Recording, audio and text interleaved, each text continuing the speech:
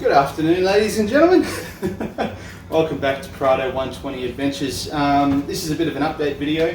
I've had a few questions from different people asking about the state of the rear bar, how it's all going, what I've liked, what's worked, what hasn't. Since you've seen it, there's been a few changes. I'm sure a few of the Legolesses among you will have noticed that there's a few changes since last time you saw it. So I'm going to crack this open. It says enjoy it with a what's her name, which sounds like you. So yeah, let's go through everything that's changed on the rear bar since you last saw it.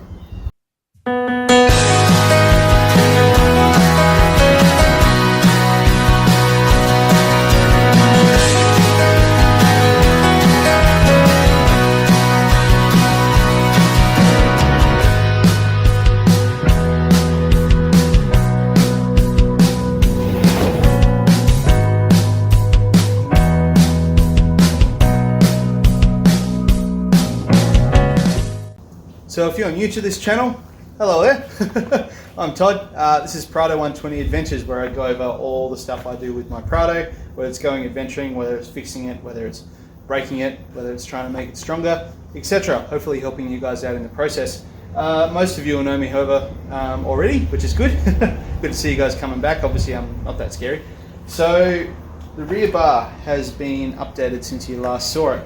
You will see that it is no longer a three-piece design. I found that there was a lot of flex in the joints where I tried to bolt it together and wasn't really happy with it. Thought I'd go ahead and try welding it all together to beat some of that flex, try and keep it much more rigid, and it seems to have worked. I did that side first just to try and test out my skills. I wasn't sure if I'd be able to weld it all together and for it still be able to slot onto the car. I found once I welded the opposite side on, I needed to rethink my mounting system, but got it all there in the end. Essentially it bolts onto the chassis on the corners where the tow bar is, and then there's also like some slots where it slides over the rear cross member of the chassis, I suppose you've got, not the tow bar, but this bit here behind here, so it slots onto there so it can't twist or fall off. So it all sits on there really nice, really happy with how it is now. This swing arm and where it attaches on the driver's side was really shaky. It ended up, I think, kind of bending the bar a little bit with the amount of weight just going up and down, to the point where the whole thing was rubbing against the car as I was driving. It was bloody horrible. So I had to set a few days aside to fix it all up. Obviously, once I kind of cut it and welded it and got it all sitting there, I took some feedback from that one person on YouTube who said that my rear tail lights look rubbish.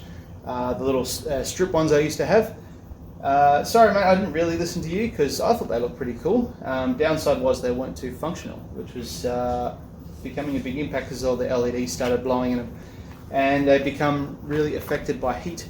Where they were on the driver's side as well, because I'd cut the exhaust a little bit shorter, all that heat was now kind of being sucked up behind the bar, and it was touching on where those lights were, and it ended up melting them and warping them. So they weren't the best fit. I've fixed my exhaust and ended up extending it a little bit further. Not as far as it used to be, but just enough so that all the soot wouldn't end up on the bar when I was driving.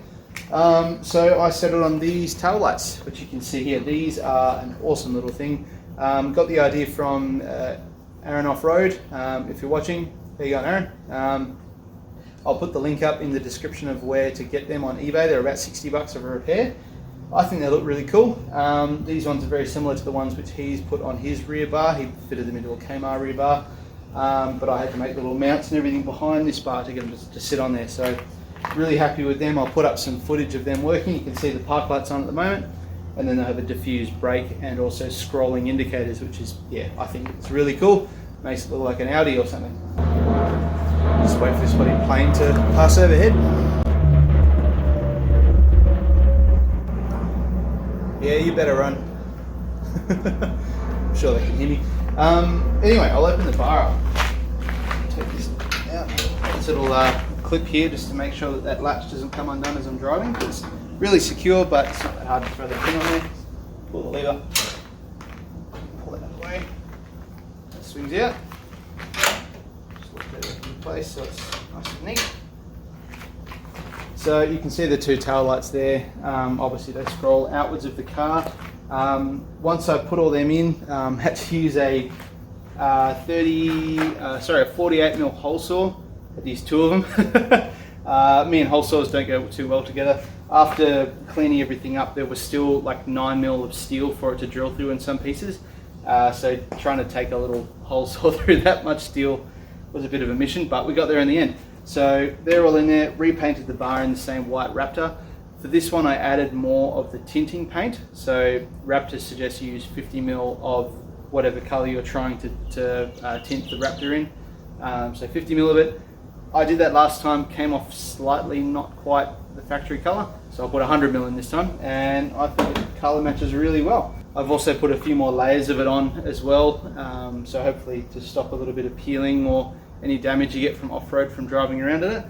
Last thing I'll mention is up here. I've replaced the timbers up the top. Gives you a better view there. So previously there were two 85mm slats of Jarrah up the top here with quite a large gap between them. I wasn't quite sure how it was all going to meet, so I was pretty generous with my gaps. However, now I know that it's all good. I've done 3 slats of 65 with some smaller gaps in them. So essentially there's more wood here, so you're not going to fall through. Underneath here, so here and here, are some little L brackets coming from the body of the car underneath these timber boards, because in the middle here there's nothing to support them, but just a little bit of metal there helps to stop them from bending so far. Ideally I would like to put have some sort of use for all the space behind the tow bar. If you know your Prado 120s, you'll see behind the tow bar, between that and the rear fuel tank, is like a massive amount of space. I would love to fill it with like a water tank or some sort of storage for like dirty gear or something like that, a little rubbish bin. But it's going to be a job for another day, I think. But if you have any ideas of what you reckon I should put under there, comment down below, let me know. And you never know, I might pick yours and do a bit of a shout out, eh? Because you know I'm so big time and all the rest of it. But yeah, really like this look. I've put some extra coats of polyurethane coating on the timber to hopefully stop a bit more of the erosion which happened on the previous ones. They started off nice like these colours, but they ended up wearing a lot from, I imagine, water and sand and mud and all the rest of it. So hopefully that stays as it is. Really like it how it is now.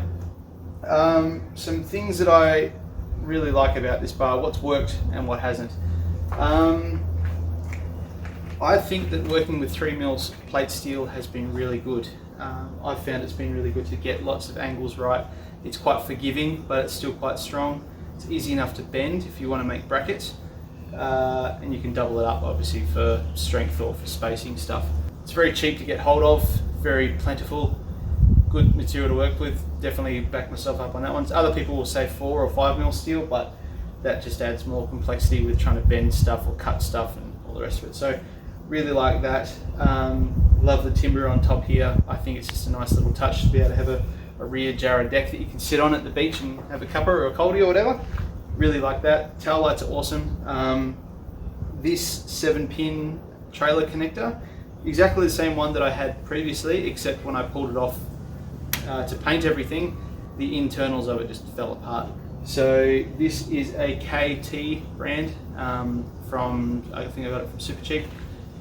Good quality, it's all metal. I wanted something that was nice and flush mount, but I imagine there's probably better options out there. So if I was to do it again, I'd probably look at getting a different sort of connector there. But there's not a lot of room behind this plate steel and then the tow bar, so you have to be really conservative with what space I had. The latching system. This latch is good for the cost. It's cheap as it's adjustable. It's great. Only downside is that when the swing arm comes around, it doesn't take the weight of it. I would really like a way for the swing arm to come around and for the weight to then rest on the bar somehow. Not quite sure how I do it. Had a look at some of the other bars, the bar manufacturers out there, how they do it, like ARB, Kmart, MCC. Most of them use a similar sort of latch, so I can't imagine it's going to do too much damage in the long run. But just for a peace of mind thing, that'd be something I'd look into in the future. Things that haven't really worked. I'd say trying to work out all the corners. I really wish that I'd done a bit more prototyping before I'd made up the steel, just to be able to get the corners right and for everything to work nicely together. Prototyping it as a 3-piece bar meant that there was a lot of indiscrepancy with the joins between the three pieces, and you really needed to be like nanomillimetrically perfect. That's not even a word, but you needed to be very, very perfect with your measurements, otherwise things wouldn't line up. So it might be something like this distance between here and here. It might be the distance when the door's closed between the bar and the door, which I've already found out is a bit of a small gap. Little things like the height of this, like literally the tops of the bolts you see here, there's about 3 mil on top of them they can be before they'll touch the door, so very close on that one. Ideally I'd like to have another reverse light out here, because these lights obviously don't have any reverse function with them, but I'd probably end up doing like a light bar or something up the top there facing backwards, so that when I'm reversing at night time or I've got a trailer on, just make it a little bit easier. Where this inside edge comes up and gets close to the car, I would usually run pinch weld on it. I did have some and I was going to replace it because the one I had was old and scraggly, but I haven't got round to it. This is still a little bit too close for comfort for my liking, but it's gotten to the stage now where I've put like hundreds of hours into this bar and I'm just kind of sick of it and I just want to run it as it is. So it's not doing any damage at the moment. It's more the case that if you end up putting the car into a bank or something, that's going to touch the body, but if that's going to happen, then you're going to have bigger problems anyway, so I'll just leave it as is. And yeah, apart from that, I'm really, really happy with how the bar's turned out. It's good to be able to go through a few updates. How I left the bar previously, how you saw it, was great, but I had a lot of people message me or talk to me afterwards and say, like, you know, you should really weld it all together. I thought, oh, what would they know? It turns out a lot. And more, what do I know? Not too much. So just passing on my personal experiences. But yeah, thanks for watching, guys. Just been a quick little update on this one. So hopefully I'll see you in the next episode. Not too sure what it'll be at this stage, but I've got a few fun little collabs coming up in the future. So make sure you check them out. Cheers, guys. Catch you on the next one. Thanks.